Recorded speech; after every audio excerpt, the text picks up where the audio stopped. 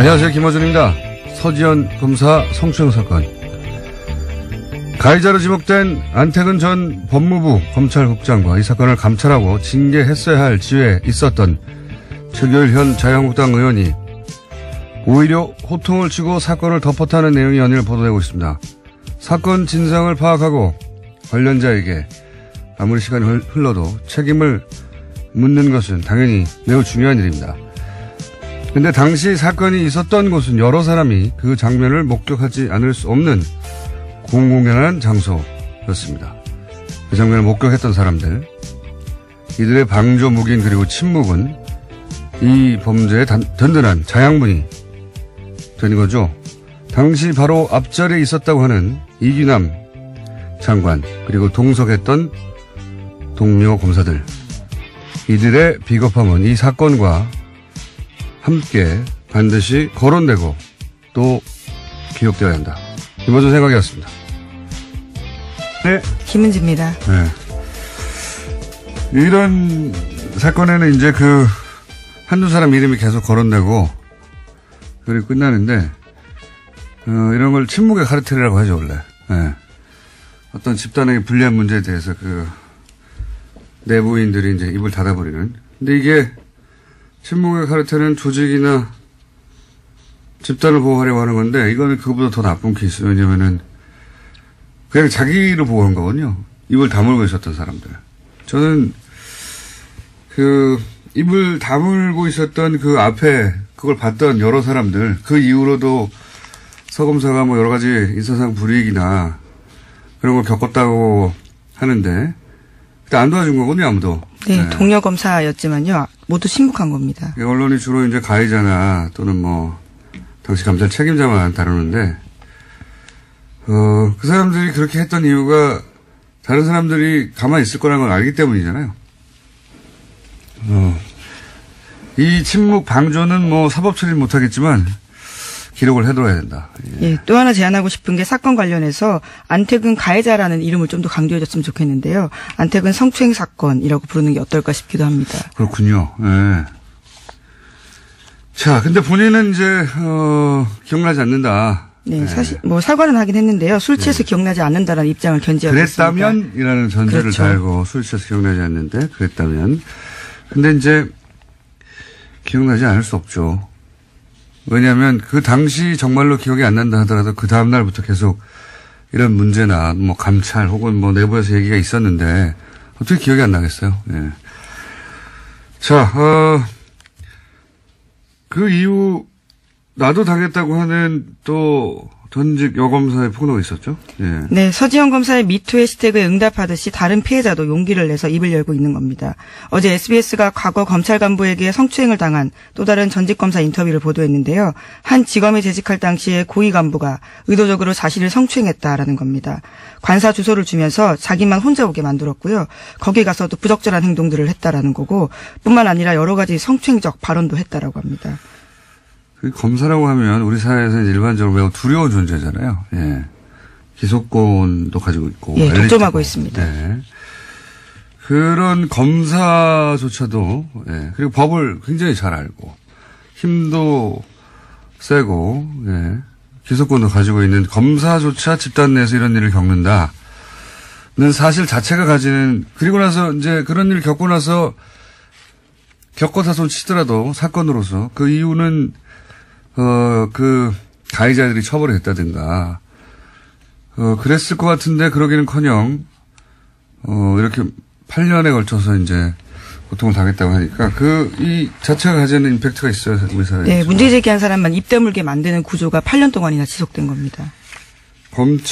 검사조차 이런 일을 겪으니 이렇게 생각하게 만드는 굉장히 역사적인 인터뷰죠. 예, 제가 어제 그 JTBC 인터뷰를 보면 굉장히 차분하게 자신이 겪었던 이야기들을 하고 있어서요. 그것이 주는 임팩트가 더 강하기도 합니다. 그러니까요. 태블릿 PC하고는 결은 좀 다르지만, 예. 굉장히 우리 언론사에 남을 이정표가 되는 인터뷰라고 생각이 듭니다. 손석희 사장이었으니까 인터뷰를 했겠죠. 아마도. 네. 예. 아깝네요. 뉴스공장에서 했어야 하는데. 네, 다음 또 다른 인터뷰를 시도해 보시는 걸로. 예. 자, 관련해서 이제 뭐 여러 뉴스가 쏟아져 나오고, 임은정 검사도 최기일 자유한국당 의원이, 나는 사실, 은폐에 관여한 적이 없고, 뭐 알지도 못한다고 하니까, 관련해서 네, 사건을 덮으려고 했다라는 식의 이야기를 하고 있는데요. 네. 당사자가 문제 삼지 않겠다는데 왜 네가 들쑤시고 다니냐면서 화냈다라는 이야기를요. 서지현 검사가 다시 한번 증언했습니다. 당사자가 문제 삼지 않겠다는 말을 할 리가 있나요? 네, 이미 문제 제기를 내부적으로 했다고 하는데요. 이런 식으로 덮으려고 한 겁니다. 이것도 본인은 알지도 못하고 덮은 사실도 없다. 네, 하지만 본인 상황이 곤란해지자요. 어제 국회 본회의 불참하면서 계속해서 기자들을 피해 다니고 있다고 합니다. 그러니까 임 검사 또는 뭐 서 검사는 이 일에 대해서 최교일 현 자유한국당 의원이고 당시는 법무감찰국장이었던가요? 예, 그렇습니다. 예. 임 검사나 서 검사가 없던 일을 만들 이유는 없는데 최 의원이 있는 일을 기억에서 지워버리고 싶을 수는 있어요. 네, 기억 안 난다라는 요지를 네. 계속해서 강조하고 있습니다. 두 사람 다 기억이 나지 않는다고 하고 있고, 예. 자, 그리고 이 두 분이 이제 당시 굉장히 엘리트 검사였고 파워 네. 있었다, 뭐 이런 얘기죠. 예. 검찰 핵심 요직에 있었기 때문에 서지현 검사가 용기를 내는데 8년이나 걸렸다라고 볼 수밖에 없는데요. 서지현 검사가 부당한 사무감사를 받았다고 주장했던 2014년에는 안태근 전 검사가 법무부 기획조정실장이었습니다. 근데 이제 인터넷상에서 더 화제가 되는 건, 이, 안태근 전 검사가, 자신이 다니는 교회에 가서, 예, 간증한 게 있어요. 예, 굉장히 화제가 됐는데, 이 간증의 마지막 부분만 잠깐 들어보시겠습니다.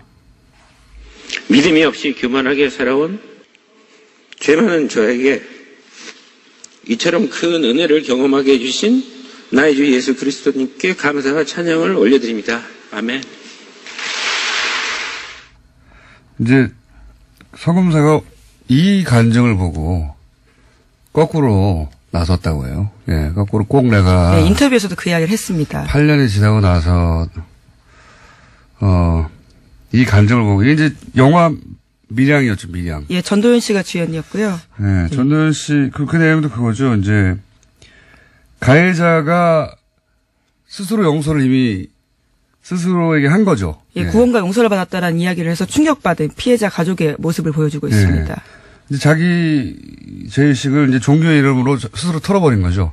피해자는 여전히 고통받고 있는데 피해자에게 가서 사과하거나 혹은 용서를 비는 게 아니고 스스로 용서를 해버린 겁니다. 이거를 보고 이해갑니다. 예. 네, 서지현 검사도 이에 대해서 일침을 했는데요. 회개는 피해자들에게 직접 해야 된다라는 말을 전하고 싶다고 이야기했습니다. 원래 이제 뭐 죄의식을 이렇게 해결해 주는 게 종교의 기능이기도 한데 이렇게 이제 가해자가 스스로 용서하는 용도로도 쓰입니다. 네, 피해자가 용서한 적이 없는데 이에 대해서 스스로 회개받았다라고 주장하기 때문에 그래도 그렇습니다. 제가 보기에는 예수님이 요건에 대해서 용서한다는 신호를 보내지 않았을 거라고 봐요. 보내지 않은 신호를 스스로 받은 거죠. 자, 다음 수는요. 네, 이와 관련해서 문재인 대통령도 사건을 언급했습니다. 어제 열린 장차관 워크숍에서 그것이 사실이라면 가장 그렇지 않을 것 같은 검찰 내에서도 성희롱이 만연하고 2차 피해가 두려워 참고 견딘다는 것이다 라고 말했는데요. 관련해서 혁신과제로 추가해달라고 이야기했습니다. 그러니까 이 성추행 관련해서는 아마 이 전과 이후로 나뉠 만큼 여러 가지 조치나 인식의 변화가 생길 것 같습니다. 그런 의미에서 역사적 인터뷰였고요. 방송사적으로도 역사적인 기록에 남은 이정표에 대한 인터뷰였고요. 자, 다음 뉴스는요? 예, 다시 다스 뉴스입니다. 2008년 정호영 BBK 특검 당시에 혼자서 다스의 120억 원을 횡령했다고 지목됐던 전직 격리 직원 기억하실 겁니다. 해당 직원인 조아무개 씨가 피의자로 신분이 바뀌었다라고 하는데요. 서울 동부지검엔 조 씨를 입건했다라고 밝혔습니다. 혐의는 특정경제범죄가중처벌법상 횡령인데요. 검찰은 횡령 기간, 횡령 금액, 공소시효 연장 등 더 조사를 해봐야 하지만 현재로서는 모든 가능성을 열어놓고 수사하고 있다라고 밝혔습니다. 조 씨는 어제 검찰에 출석해서 조사받았습니다. 입건했다는 게 이제 피의자로 사건을 다루기 시작했다는 거지 이분이 갇혔다는 얘기는 아닙니다. 예. 이제 이럴 때 이제 기로에 쓰게 되죠. 예. 적극적인 진술을 해야 될 때로 그렇죠. 보이는데요. 기로에 쓰게 되죠. 완전히 이제 부인하고 할 것인지 아니면, 근데 보통은 이제 결국, 자기를 보호하기 위해서 실토하기 시작하는 시점이 있죠. 예. 예, 특가법상 횡령 혐의는 무겁습니다. 제가요. 그러니까요. 이게 몇 개월 살고 나올 수 있는 게 아니거든요. 예. 액수도 너무 크고요. 아마도 이분의 입에서 뭔가 터져 나올 가능성이 꽤 있습니다. 예, 키맨이라고 예전부터 지목됐었는데 이제 좀 진실을 이야기하셔야 되지 않을까 싶습니다. 자, 다음 뉴스는요. 예, 서울중앙지검 국정원 수사팀은 국정원 전직 직원 김기동 씨의 행방을 쫓고 있습니다. 국정원 불법행위 규명을 위해서 국정원 댓글 사건의 핵심 인물이었던 김 씨 수사에 박차를 가하고 있는 건데요. 하지만 어제 전해드렸던 것처럼 수사팀은 지난해 8월 이후에 김 씨의 위증 혐의 조사를 위해서 5차례 출석 요구했습니다. 하지만 김 씨가 나오지 않았는데요. 그래서 체포영장 청구했지만 법원도 이를 기각했습니다. 수사팀 관계자에 따르면 전직 국정원 직원이라서 국정원장 허가 있어야 나올 수 있다라고 했는데 국정원 확인해보니까 허가 신청한 자체가 없다라는 거고요. 또 여러 가지 방법으로 접촉 시도하고 있지만 통화가 이루어지지 않고 있다고 합니다. 그러니까 제가 어제 그저께도 얘기했지만 5차례나 출석을 요구했고 지난 8월부터 법원에 그래서 아무래도 이 사람 체포영장으로 강제 구인해야 되겠다고 검찰이 청구했는데 법원이 이제 기각했어요. 예. 말이 안 되지 않습니까? 작년 8월 이후 5차례 출석 요구했는데, 지금 어디인지도 모르고. 네, 소재도 파악되지 않는다라고 합니다. 당연히 영장을 발부해야 되는데, 참 좋겠어요. 이렇게까지 해도 영장을 기각해 주니까 얼마나 좋겠어요. 도망다니게. 예, 한겨레 신문이 그 직원의 이름을 드디어 공개했는데요. 김기동 씨입니다. 이분이 이제 지금 계속해서 논란이 여러 각도로 되고 있는, 이제 최근에 사법부의 사찰 문건에서도 또 한 번 등장하는 진원 파일, 시큐리티 파일, 원세훈 전 원장을, 무죄로 파기환송하게 만들었던. 예, 유무죄 취지는 밝히지 않았었는데 파기환송 자체가 굉장히 놀랐었습니다. 그때 증거 능력이 문제가 됐었거든요. 파기환송 한다는 자체가 이제 유죄 아니라는 얘기죠. 말하자면. 어쨌든 그 파일을 작성했던 당사자거든요. 예, 당사자고 그 파일 안에 보면은 이제 직원들 이름, 그 당시 국정원 직원들 이름과 그 직원들이 사용한 아이디하고 비번이 있어요. 예. 그것이 이제 증거로 인정되지 않았는데 대법원 때문에. 예. 만약에 이게 증거로 인정되면 또 다른 국면의 수사도 시작될 수 있습니다. 사실은. 예. 그래서 이분이 민간인으로서 이렇게 오랫동안 도망다니는 건 굉장히 부담스러운 일인데요. 누군가 도망다니라고 하고 있는 게 아닌가 싶어요, 저는. 예. 번개탄이나 심장마비나 추락사 주의해야 합니다. 김기동 씨. 건강하시고요. 꼭 출석하시고요. 자, 다음 뉴스는요. 네, 서울 동부지검 형사 6부가 4.16 세월호 참사 특조위 업무를 방해한 혐의로 김영석 해양수산부 전 장관과 윤학배 전 차관에 대해서 구속영장을 청구했습니다. 검찰에 따르면 김 전 장관과 윤 전 차관이 해수부 직원들과 특조위 파견 공무원들에게 내부 동향 등을 확인해서 보고하도록 지시한 혐의가 있습니다. 요즘 자유한국당에서 계속해서 제천이나 밀양 화재, 그리고 이제 세월호라고, 특히 제천 같은 경우는 세월호 사건과 연결하려고 이제 많이 노력했죠.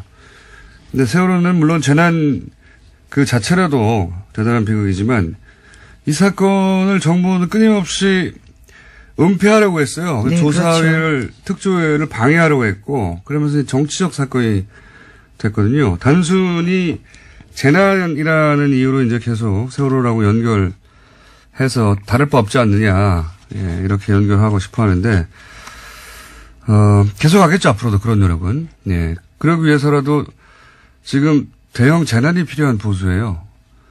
그런 의미에서는 굉장히 끔찍한데, 그게 연결이 안 됩니다. 아무리 노력해도.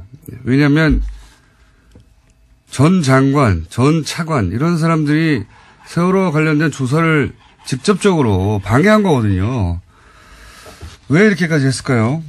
지금도 굉장히 이상합니다. 예, 아직까지도 박근혜 전 대통령의 소위 7시간 행적에 대해서는 밝혀진 바가 없거든요. 정확히는 이제 7시 반이라고 나왔는데요. 뭐 7시간은 7시간이라고 치지만 이 전 관료들이 세월호와 관련된 정확한 사고 원인이 밝혀지면 좋은 거잖아요. 왜 이렇게 못하겠어요? 그렇죠. 재발 방지를 위해서도 반드시 밝혀져야 될 부분입니다.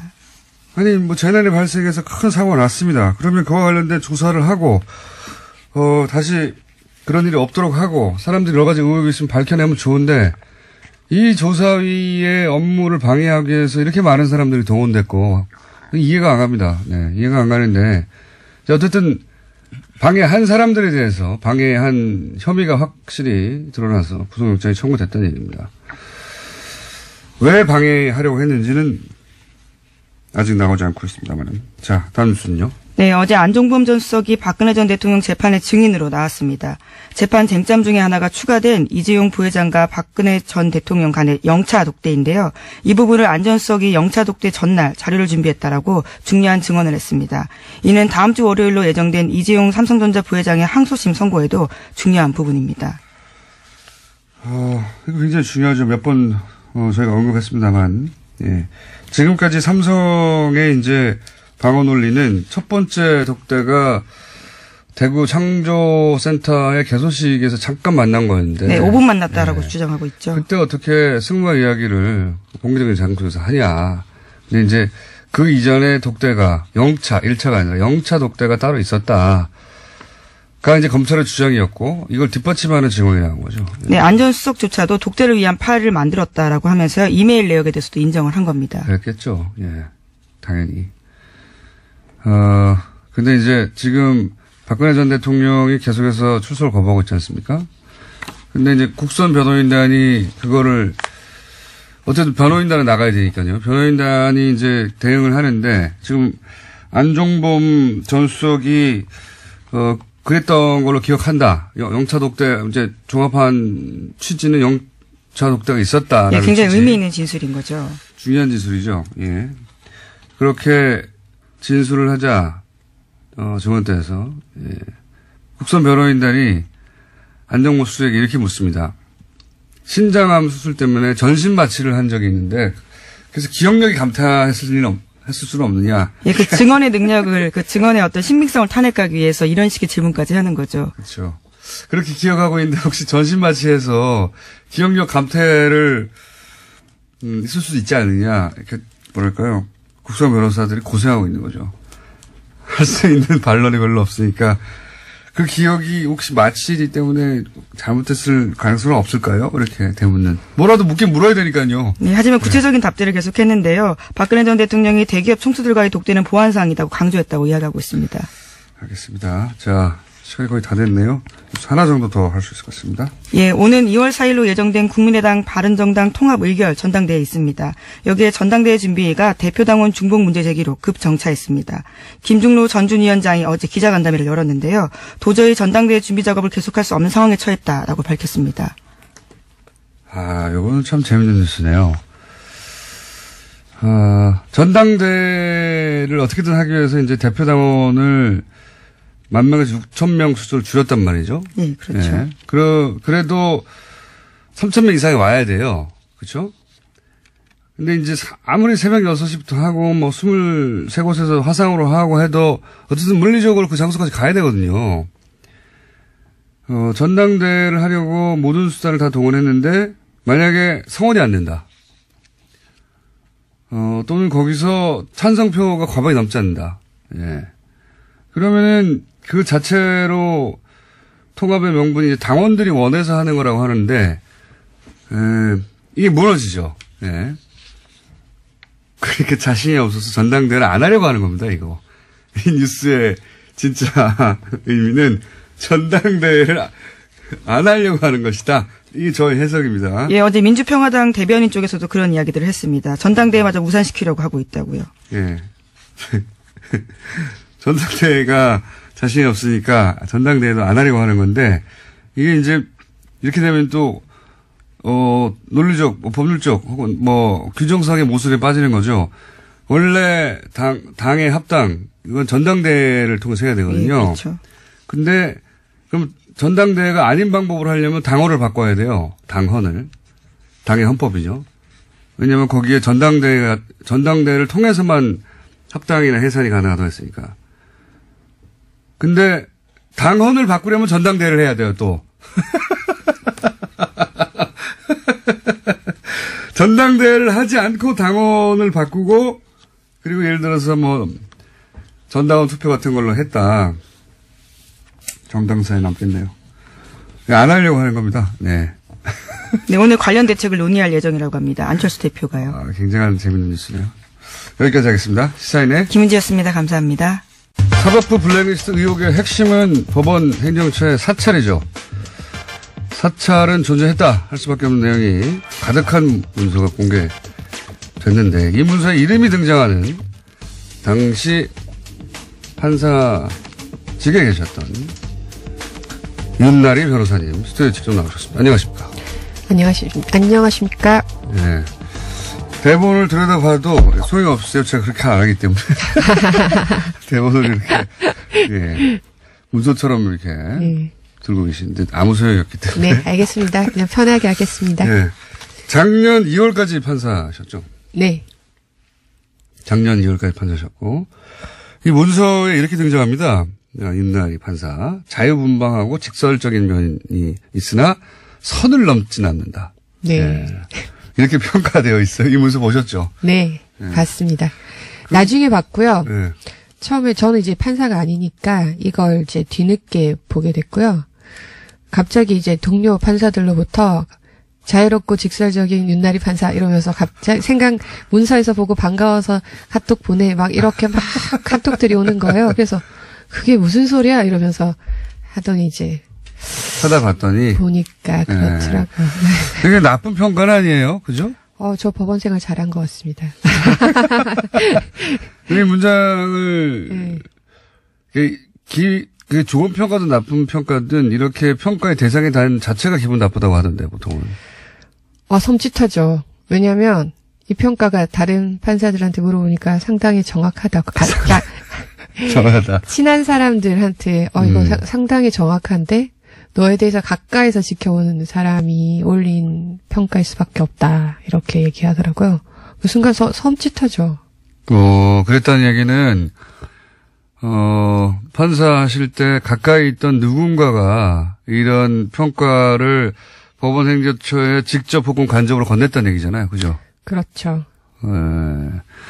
거점 법관이라는 단어가 갑자기 생각나네요. 보고서도 많이 읽어보셨나 봐요. 다 봤죠, 저는. 네. 예. 뭐 재미있는 용어가 많습니다. 거점 법관, 왕당파, 핵심 세력. 예. 핵심 판사라든가. 네. 예. 예. 핵심 판사는 가로치고 나쁜 놈들이고요. 네, 그죠? 맞습니다. 왕당파는 자기들이고요. 이걸 네. 작성한. 그 중에 이제 저는 제일 웃긴 표현이자 저는 뭐 밖에 있는 사람이니까 웃긴 표현이자 이 사람들 진짜 골 때리네 하는 생각이 들었더니 거점 법관이었어요. 거점 법관. 네. 거점 법관이 표현이 자세히 되어 있지는 않지만 결국은 이제 자기들이 믿을 수 있고 그리고 곳곳에 암약하는 빨대, 프락치 대신은 정보원 뭐 일반적으로 그렇게 말할 역할을 하는 사람 판사들이었던 거잖아요. 그렇죠. 네. 그러니까 판사님 주변에도 거점 법관이 있었던 거죠. 있었겠죠. 그렇게 생각하면 판사들이 좀 오싹하지 않습니까? 오싹하죠. 그리고 또 되게 붕괴스럽기도 하고 부끄럽기도 하고 이게 법원에 이런 모습이 있었다는 걸 국민들한테 정말 부끄럽다 이렇게 말하는 사람들도 많고요. 이게 국정원이 아이오나 또는 뭐 이런 요원들 침투시키는 거는 그게 이제 그 사람들의 직업이니까요. 네. 공작이. 판사들을 동원해서 이렇게 했다는 거는 진짜 상상하기가 어렵죠. 저희도 그 지점이 제일 아마 판사들이 제일 놀라울 거예요. 동료가 동료를. 그리고 판사들이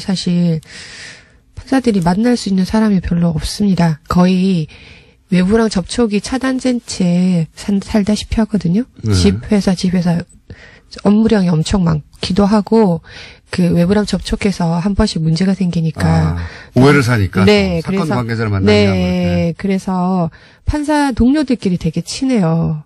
동료해가지고 그 부분을 이해하는 사람들끼리만 그렇죠. 그런데 그 중에 한 명이 그 중에 가까이 있는 사람들이 이렇게 보고를 했다는 거는 정말 놀랍죠. 근데 변명을 조금 한쪽으로 생각하자면 그분들이 그거를 알고 그런 역할을 하는 분도 있었겠지만 모르고 이용당하는 분도 있었을 것 같아요. 그렇죠. 이런 문서가 네. 작성되는 줄 모르고 물어보니까 답변할 수도 걔 있죠. 어떠냐 이러면 이렇지 뭐 이렇게 얘기할 수도 있어요. 선회하자면. 자유분방하고 직설적이지만 선을 넘진 않아. 근데 이게 문건으로 작성되려면 네. 이 평가가 신뢰할 만한, 그러니까 이런 평가를 할 만큼 잘 알고 있어.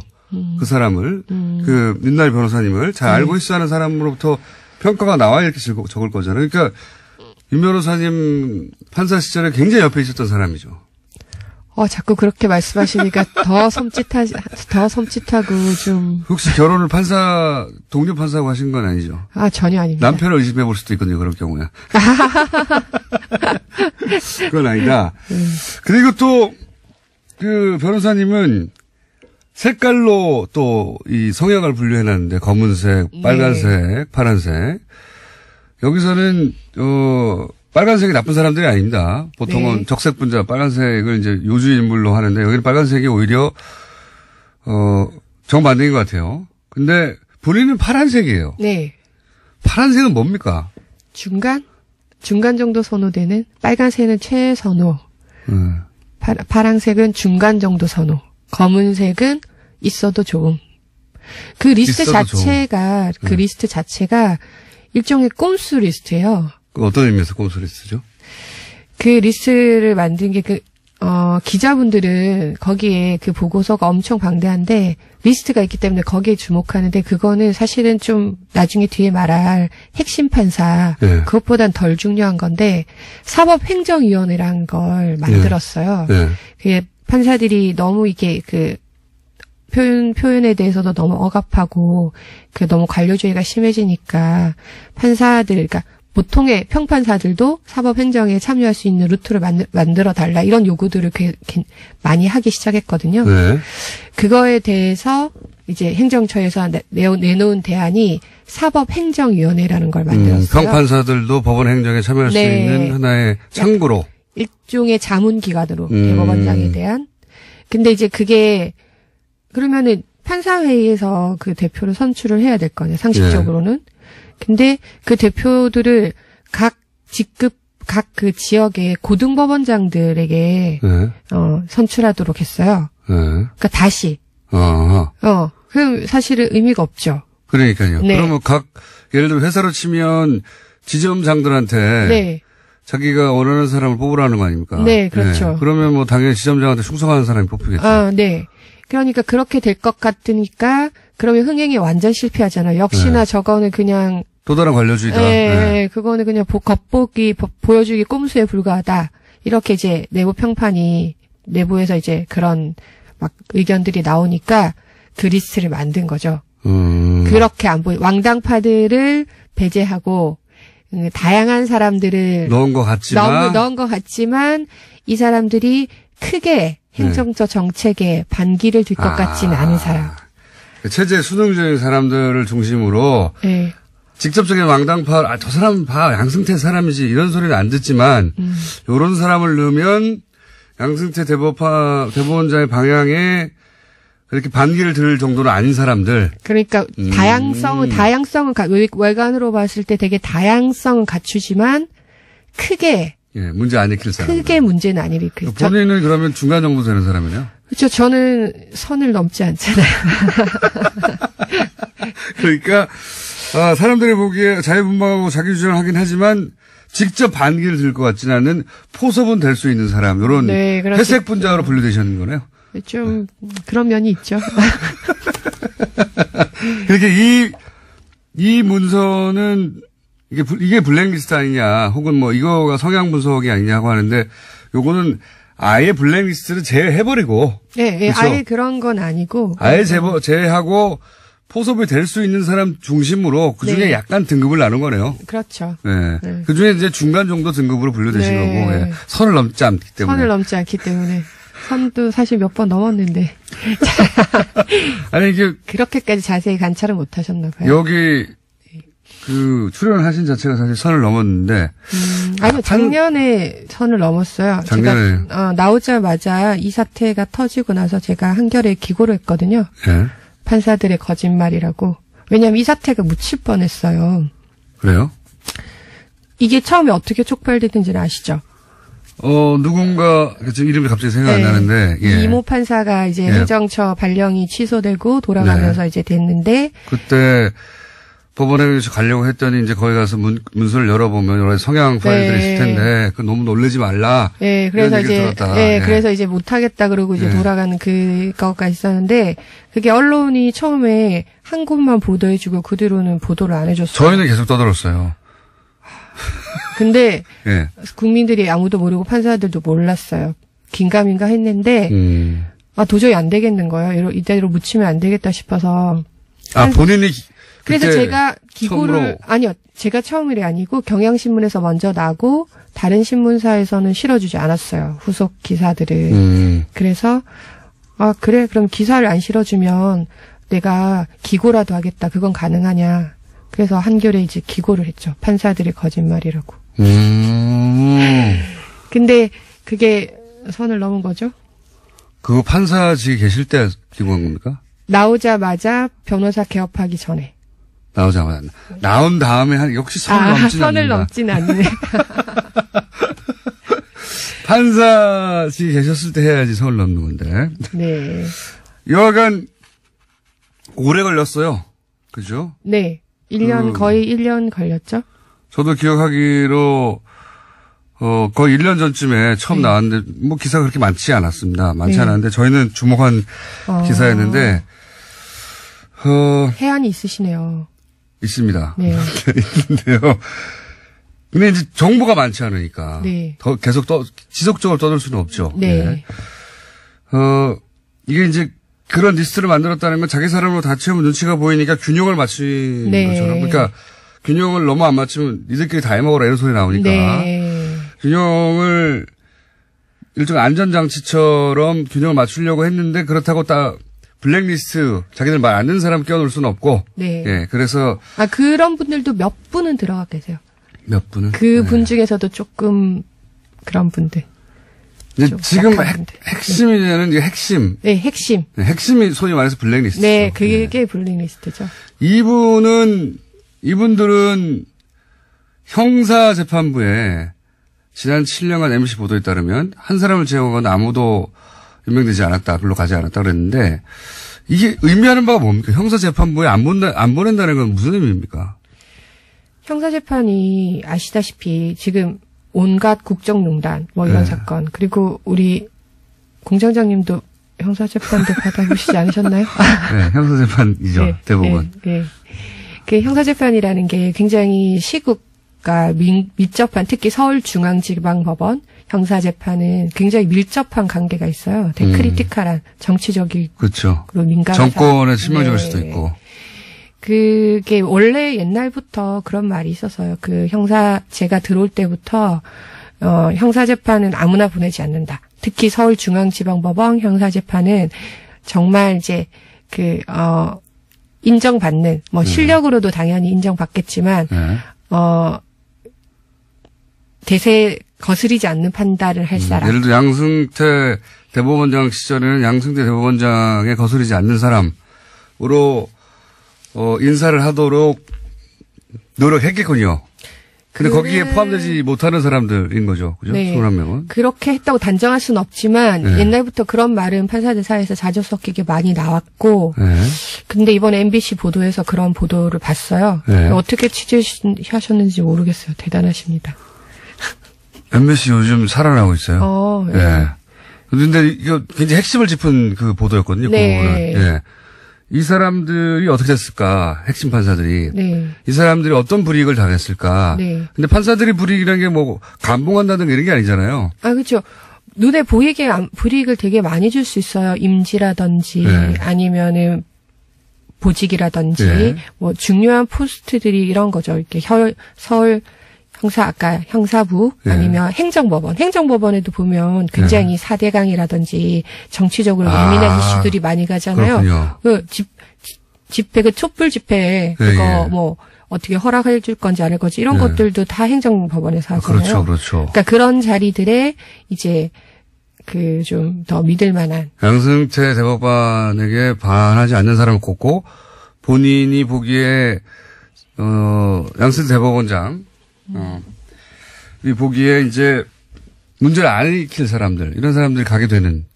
그런 면이 있다고 이제 판사사에서는 그렇게 회자됐어요. 근데 이제 그렇겠죠. 왜냐하면 이 문건을 왜 만들었겠어요? 문건을 왜 만들겠어요? 뭐 그러니까. 밥을 왜 짓겠어요? 밥을 먹으려고 밥을 먹고. 그 문건을 쓰려고 만든 거죠, 이 내용을. 그렇죠. 네. 네, 이 내용을 그렇겠죠. 분석해서 자기들이 원하는 사람들을 원하는 위치에 보냈겠죠. 네. 또 원하지 않는 사람들은 배제하고.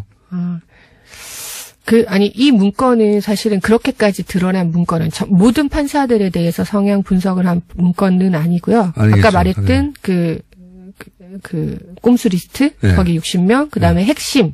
핵심 21명. 핵심. 그러니까 보통의 평판사들과 떨어뜨려 놔야 될 핵심 20명 정도. 그 정도거든요. 근데 그 20명 중에서 몇 명에게는 굉장히 디테일하게 그 사람의 정보를 파악을 했어요.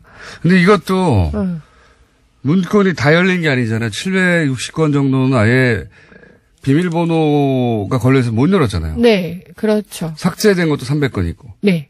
그 다음에 아예 그 PC를 제출하지 않는 법원행정처 처장도 있고. 네. 그 양반은 왜 안 냅니까? 그분이 안 내신 게 아니죠. 그분은 이미 나가셨고, 네. 그거는 이제 행정처가 관리하고 있는데, 네. 행정처에서 안 내놓은 거죠. 행정처가 대법원장의 요청에도 그렇게 거절할 수가 있는 거예요?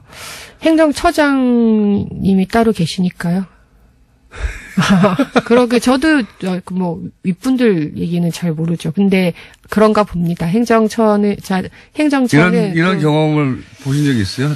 대법원장이 내놓으라고 했는데 처장이 싫다고 그러는 거 본 적 있어요? 저는 경험이 없죠. 근데 내부에서 어떻게 진행되는지 모르겠지만 행정처에서 거부한 건 확실히 거기 문건에 적혀 있어요. 제출을 요구했지만 거부당했다. 협조해주지 이게 않았다. 상상하기 힘들거든요. 조직의 장이 이런 사실 범죄 아닙니까? 범죄와 관련한 증거물을 내놓으라고 그랬는데 안 돼 이러는 거 아니에요. 이거 이해가 안 가거든요. 일반인들은. 네. 판사들 왜 저러는지 왜 그러는 거예요? 이게 말이 됩니까? 저도 여쭤보고 싶어요. 왜 그러는지. 말이 안 되죠. 네. 근데 네. 이게 아마 행정처와 네. 일반 판사들 간에 지금 되게 괴리감이 있는 것 같아요. 행정처는 여전히 양승태 대법원장이 임명한 사람들로 많이 현재도 있고 또 거기 들어가면 또 나름대로 우리도 조직을 위해서 일했다. 그런 게 있지 않을까요? 국정원에서 심리 전달 했던 사람도 아니 이해하려는 선을 건 넘진 아니. 않는다. 이해하려는 건 아니지만 어쨌든 그 내부 논리라는 게 있으니까 아마 그렇게 되지 그렇죠. 않을까 싶고요. 제 말은 그게 옳으냐 이거죠. 그렇게 하는 거. 당연히 저는 그렇게 하면 안 된다고 생각하죠. 그럼 행정처를 그러면 싹 갈아버려야 되는 거 아니에요? 기본적으로 이런 상황에서도 그걸 저항하면서 막아보려고 하고 숨기려고 한다는 게 말이 안 되잖아요. 그렇죠. 그래서 이번에 김소영 행정처장이 물러나신 거 아닌가요? 그걸 저한테 물으시면 안 돼요. 그렇겠죠. 전 그렇다고 생각하고 있어요. 아니라고 하시지만 사실은 그런 거가 중요하게 작용하지 않았을까요? 그러니까요. 네. 이게 대법원장이 이 사태의 진상을 파악하기 위해서 관련된 자료를 내놓으라고 하는데 여러 가지 이제 이유로 안 내놓고 비밀번호 내놓으라는데 안 내놓는 거 아닙니까? 제목만 봐도 이상한 파일들이 있어요. 제목만 봐도 이상한 파일이 진짜 있어요. 그러니까요. 네. 저는 이 파일을 꼭 열어야 된다고 생각하는 게 국제인권법 연구의 가로 안에 인사. 그게 핵심 아닙니까? 그게 핵심이죠, 핵심. 블랙리스트가 득실득실하는 건 아니고 여기가? 어떻게 진짜 실행됐는지 안 됐는지를 바로 검증해 볼 수 있는 파일일 것 같아요. 파일명만 보면. 그거 자기들이 열어서 지워버리지 않을까요? 이미? 300건은 파일을 지운 게 아니라, 그러니까 파일 삭제하고 휴지통에 넣는다. 보통 그렇게 생각하시는데, 그러면 또 이거 왜 지웠냐고, 혹은 복원할 수 있으니까 그렇게 안 하고, 내용이 심각한, 아마도 그래서 그랬겠죠. 심각했을 법한 그 내용들은 안에 있는 내용을 지워버렸어요. 파일은 존재해요. 네. 파일은 존재하는데 안에 텍스트가 하나도 없는 거예요. 그런 파일이 이 삭제 파일인 겁니다. 삭제가 아예 지운 걸 휴지통에서 꺼낸 게 아니에요. 제가 저보다 더 디테일하게 아시는데요? 저도 그런 얘기를 작년부터 떠돌았어요. 이게 단순히 휴지통에 넣어서, 그러니까 우리가 파일 삭제할 때 휴지통에 넣는 게 아니고 뭔가 특수한 프로그램을 이용해서 웬만하면 복구하기 힘든 그런 걸 이용해서 지웠다는 얘기는 작년부터 있었어요. 그거는 또 그것대로 네. 물리적으로 삭제하는 것이고 네. 제 말은 뭐냐면은 그 내용을 삭제해버리는 거예요. 문서를 열었어. 열었는데 없어. 백지예요, 백지. 그런 삭제가 있는 겁니다, 지금. 그런 거는 복구할 수도 없지 않아요? 없죠. 내용이 없는데 어떻게 복구합니까? 그렇게 지울 만큼 자기들도 문제가 된다고 생각하는 파일들이 있었던 것이고, 그거를 안 내놓는다는 게 말이 안 되는데. 근데 못 지운 것들이 이 정도 수준이면 지운 것들은. 그러니까요. 네. 비밀번호를 안 내놓는 건 또. 그리고 네. 이것도 키워드 검색어로 찾은 거기 때문에. 네. 키워드로 안 걸린 건 또 얼마나 있겠습니까? 그렇죠. 파일, 그러니까 PC 통째로 안 내놓은 건 또 어떻고요. 이건 네. 일반인들이 생각하면, 야, 이거 압수수색해야 되는 거 아니야? 이렇게 생각하거든요. 근데 지금은 사법부 내에서 이 사안을 조사하고 있잖아요. 네. 저는 이런 생각이 들거든요. 직장입니다. 네. 판사를 하셨으니까 한번 판단해 주세요. 직장입니다. 일반 회사인데 사장이 직원들을 거점 부장, 거점 과장, 거점 사원을 두고 다 감시를 해요. 그 다음에 카페에 들어간 거 다, 그 이메일 다 뜯어봐요. 개인들 이메일 다 뜯어보고, 카페에 들어간 행위, 그 다음에 무슨 게시물을 쓰는지 다 기록하고, 그 사람들 어떤 사람들인지, 이 사람들이, 또 말을 듣게 하기 위해서 어떻게 회유하거나 할지 그리고 이제 분류를 쭉 하고, 카톡도 들여다보고, 다 했어요. 그러니까 직원들끼리 밖에 회사하고 상관은 밖에 나가서 만든 카페에도 다 쫓아가가지고, 그러면 그 사장 직원들로부터 고소고발 당하지 않습니까? 근데 조금 다르신 게 있어요. 카톡이랑 이메일을 몰래 뜯어본 게 아니고요. 그 이메일을 개인적으로 받은 사람이 누군가가 그 이메일을 상부에 보고한 거예요. 마찬가지입니다. 라고 봅니다. 네. 어쨌든. 그리고 어쨌든 그들끼리 자기들끼리 있는 카페에 들어가서 누군가 침투시켜서 한 거는 맞잖아요. 그러니까 이런 행위 전반에 대해서 직원들이 알았어요. 분노했어요. 사장에 대해서. 그래서 고소고발이 충분히 이어질 수 있죠. 판사 내부에서 그런 일이 있기는 조금 힘들 것 같아요.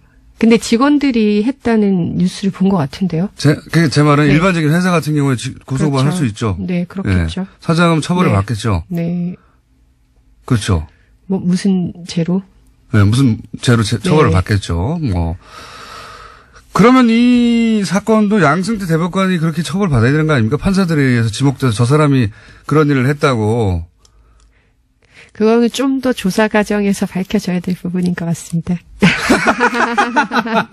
선을 넘지 말아야 되기 때문에. 선을 넘지 않는. 아니, 양승태. 근데 저는 이제 사법 처리는 최종적으로 이제 해야 될 부분이고요. 네. 일단은 먼저 더 밝혀야 된다고 생각합니다. 그래서 물론 다 밝히고 나서. 네, 다 밝히고 나서 사법 처리를 해야 되죠. 네, 다 밝히고 나서 책임져야 될 사람은 법적인 책임을